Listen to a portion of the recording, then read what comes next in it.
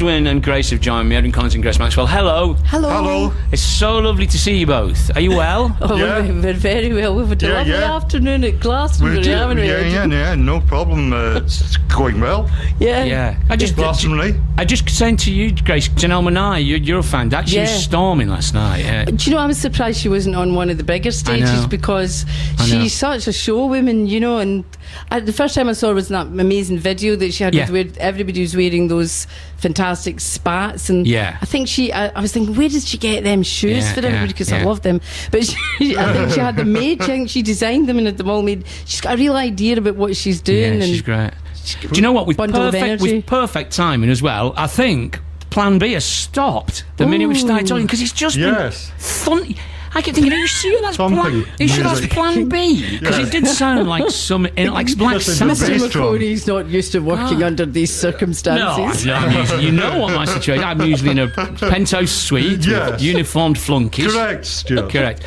Edwyn, how are you doing? You all right? Yeah, fine, thank you. You've been at the University of Glastonbury today. Yes. How did that go? What were you doing and how did it go? Acoustic gig, and it was great.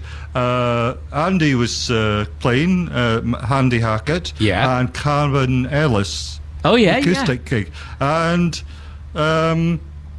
100 people approximately, a small place. In a sweaty tent. Yes, it's great. It achieved the desired effect. Yeah. It was very intimate, wasn't it? It was lovely. I'm just recalling the last couple of occasions that we've spoken, and there all seems to be a kind of headgear motif going on. The last time I met you, you'd played the Deaf Institute in Manchester, and you ended up wearing one of Frank Sidebottom's old heads. I have a picture of you with that on. I've got that. The time before was in Dorset, and I have some terrible pictures of us looking very much the worst. Especially drunk. No, you weren't drunk. Yeah. Were you? Well, Edwyn did say to me... Some of your band were pretty bad. Some of the band were very bad. But Edwyn did say to me, Grace, at one point, I think Grace is going to make me go to bed and sing, because I am very drunk. And there's a picture of me and Edwyn looking completely out of it in the hotel in Sidmouth. Do you remember? You peaked quite early. Yeah, I do. But wasn't there a sort of suit of armour or something? That's what I was going to say. I had a suit of armour on for a pit phrase. But hey, let's not talk about that now. So you were playing acoustically, and was that nice? Nice crowd, yeah? Yeah, lovely atmosphere. 100 people, and everyone is enjoying it. Sure. Immensely. It's good to come to Glastonbury and play 100 people. There's a kind of irony in that somehow. Do you know what I mean? But you think the thing is now that what is really interesting about it, I think, is, I mean, I'm not a Glastonbury expert, but you've got what goes on there, and I'm pointing out the window to where Plan B is, which is this enormous sea of humanity. And then scattered about, there's lots of interesting little things going on, like what you talk about. And in some ways, that's the beauty of the festival, that you can hang out in other places if you want to. You never need to go to the pyramid stage if you don't want, do you? Yeah. And exactly. we rolled up at 1:30 and on at Grace 1:45. Nice. Falling and laughing. She's... we did a bit more about my book, never-ending book. I feel like it's time for me to draw a line under talking about. Do you that think? book. Well, it's still available, isn't it? I don't know. Do you know? We will not draw a line under it. If you don't know Grace's book, Falling and Laughing, which is about Grace and Edwyn's kind of odyssey over the last few years with, it's on more than the last few years, with Edwyn's terrible illness. Would you call it an illness? An incident, an illness. An illness. But it is such a fantastic and heartwarming and life-affirming book without being remotely sentimental. In all good bookshops, Falling and Laughing, Grace Maxwell, buy it. Thank you. But since the where I left off in the book, Edwyn is in a completely different place now, aren't you? Every time I see you, you're kind of, I don't know what the word is. You're kind of sort of you seem communicating well. Yeah, exactly. Finally, I'm getting there. No, every time I see you, it's kind of like a different. We've gone up a gear in terms of that. And is that how you feel, Edwyn, as well? A bit, but I'm started to feel it's creeping up. Yeah. Trust me on that matter. Sure. But long way to go. But I'm finally getting there. Yeah, you got plenty of time. And this is what I kind of now see. 6 years down the line, I see this as a sort of never-ending thing, really, because I can feel. But I'm singing well. Yeah, fantastically well, as we shall hear in a moment. That's mental how you were even up there in that wee tent today. You were blasting it out. I was thinking, listen how strong your voice is. But it's just something. amazing when you have something rotten happen to you like Edwyn did. Yeah. But we're kind of lucky it happened in a moment, and after all the initial messiness, and when we were able to regroup, it's really only been forward and upward ever since. And that's a very fortunate position to be in. It never stops getting better. Edwyn's determined work makes him better. Work is the thing that fires him. And we're very fortunate because we've been in a community of people who have had really rotten things happen to them and have to deal with that in their lives. Yeah. And a lot of them don't have the opportunity to look forward and to see themselves going up. So we feel kind of very privileged and lucky. Onwards and upwards, as a great songwriter once said. Yeah. Indeed. Did Orange Juice ever play Glastonbury? No. Did you not? No. I just cannot imagine Orange Juice at Glastonbury. No. Do you know, we were at Tea in the Park a couple of years ago, and Edwyn, it was quite a big crowd for you to play there. It was quite weird for me to see that big a crowd. I'd never heard so many people joining in but singing the guitar solo in A Girl Like You.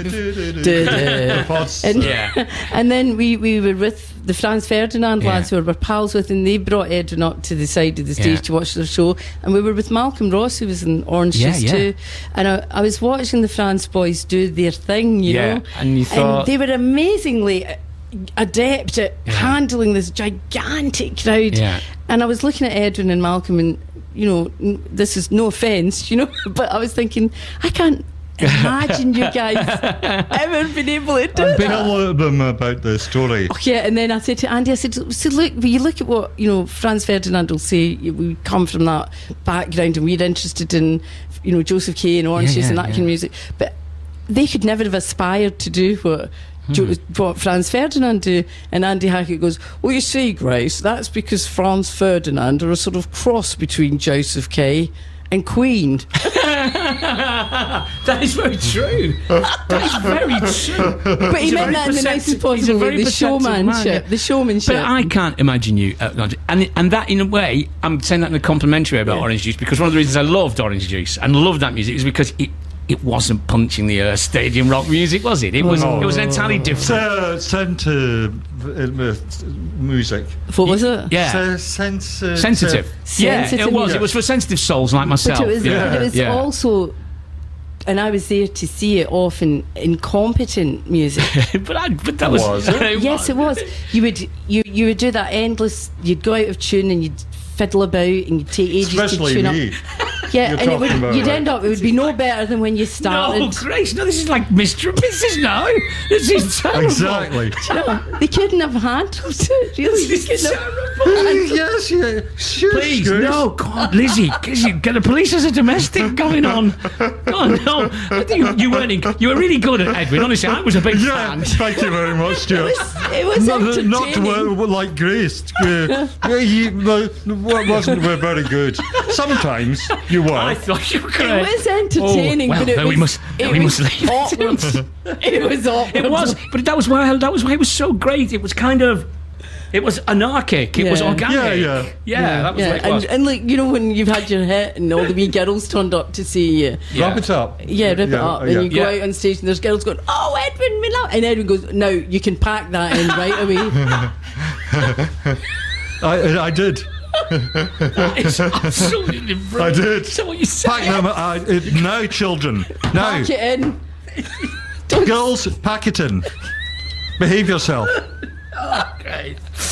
Great. Yeah. Ridiculous. Justin Bieber won't be doing that any day soon, will he? No, you can pack that in. You can stop that straight away with your silly screaming. Tell us about this, your new venture.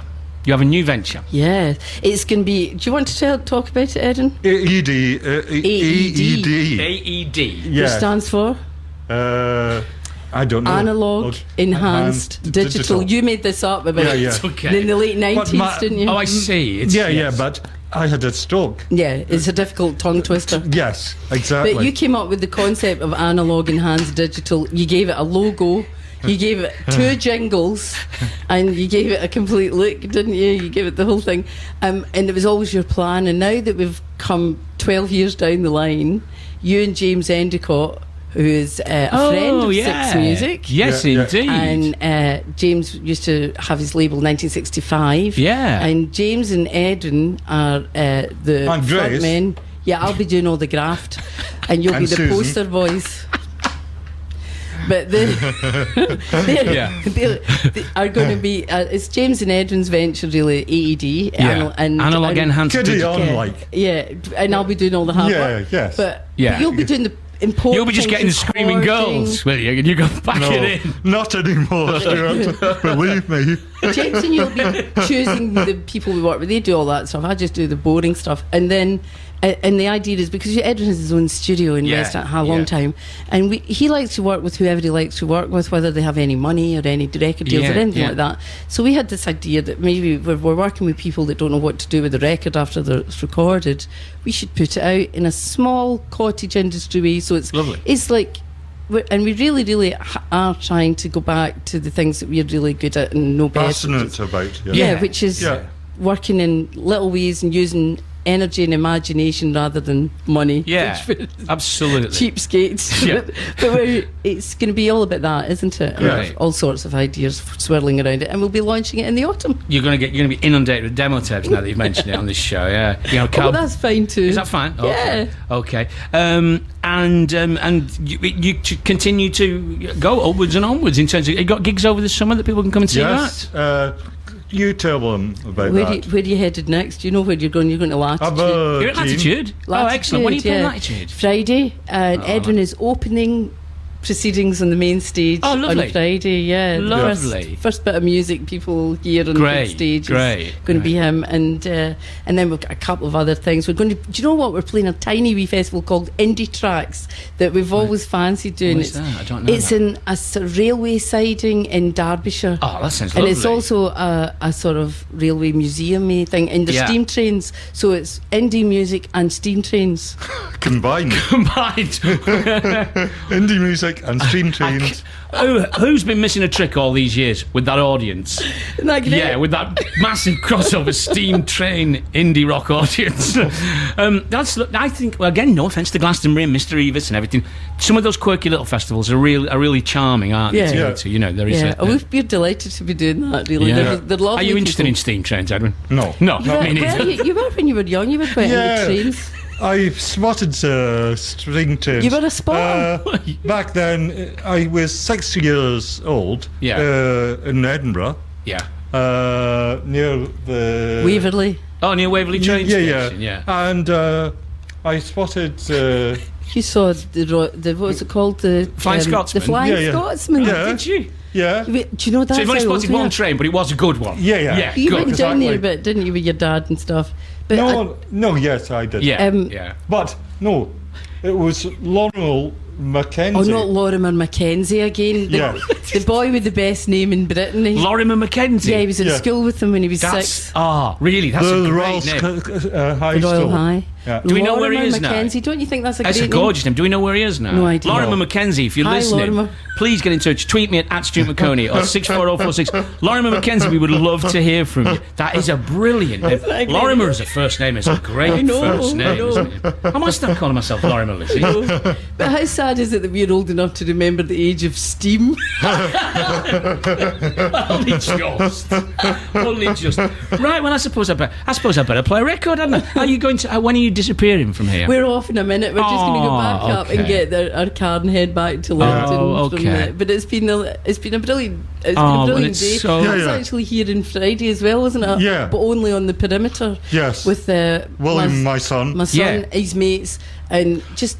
And William likes Glastonbury. Is he still playing in your singing in your band? Or playing in your band? He's got his own band now. Has he? When I saw him at the Deaf Institute, he took the vocal chores on one number. Yeah, he does. Yeah. But he's got his own band now. He's flying. So he's off with these the Maxwells. They're called the Maxwells. That's a great name. That's a great name. Come on. But if you get Lorimer Mackenzie on lead vocals, Lorimer Mackenzie and the Maxwells, that's like the Temptations.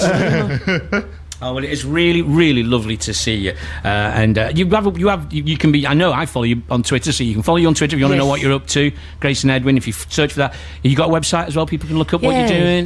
Find Edwyn and find out. Easy.com. Find out what he's doing, and stay tuned for the new sound of Young Scotland, which will be AED. recordings in the autumn. Okay, it's really nice to see you both. Just a pleasure. Thank you. Lovely to see you, Stuart. Let's have a tune. Let's have Losing Sleep. Coming to the end of our 3 shows, which I hope you've enjoyed. We've certainly enjoyed doing them. We're not coming quite yet. You've got another half an hour to go, but just having Grace and Edwyn just and such a good form, that irrepressible form, and a big smile on everyone's face. I hope we've had so many tweets about that interview from John Garland, Ki Hirama, I think that is, My Little Red Book, from Daniel, all saying what a wonderful interview, funny and moving. I don't mean that to blow my own trumpet. What I mean is that they were fantastic, moving and funny, hilarious. Why were they not on the webcam? That's because we had to lose the webcam slightly beforehand. But yes, and really an interview with Edwyn. You should go back and listen to that again. I do not think you'll be disappointed if you missed it. That's Grace Maxwell and Edwyn Collins talking about, amongst other things, just how incompetent orange juice were, according to Grace, Edwyn's wife. This is the 6 Music News.